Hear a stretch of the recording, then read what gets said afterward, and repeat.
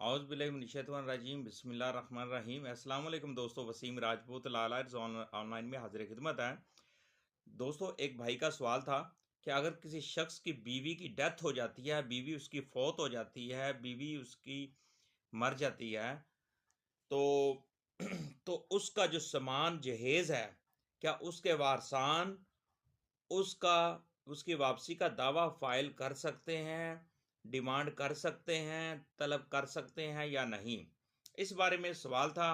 Discussion करने से पहले रिक्वेस्ट करूंगा कि चैनल को सब्सक्राइब कर लें, बेल आइकन को क्लिक कर लें। जैसे वीडियो इधर से अपलोड हो, आप इस कानूनी रहनुमाई से मुस्तफीद हो सकेंगे और इस सदका जारिया समझकर इस वीडियो को आगे शेयर भी करें। बेतहाशा दोस्त, बहन, भाई जो इस कानूनी रहनुमाई से महरूम हैं, उनको मालूमात का नहीं पता, ताकि वो इस वीडियो को देखकर उन कानूनी रहनुमाई उनको मिल सके, कानूनी मालूमात से मुस्तफीद हो सकें।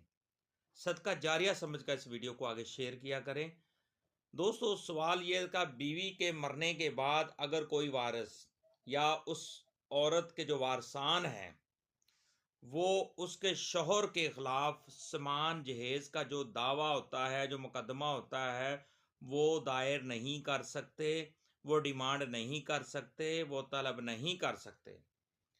2023 MLD 92 पेज है, इसमें अदालत आलिया ने क्लियर कर दिया कि अगर कोई औरत उसकी डेथ हो जाती है तो उसके वारसान उसका समान जहेज का दावा, उसकी वसूली का दावा, समान जहेज की डिमांड, समान जहेज लेने का दावा शौहर के खिलाफ दावा फाइल नहीं कर सकते। 2023 MLD 92 पेज है।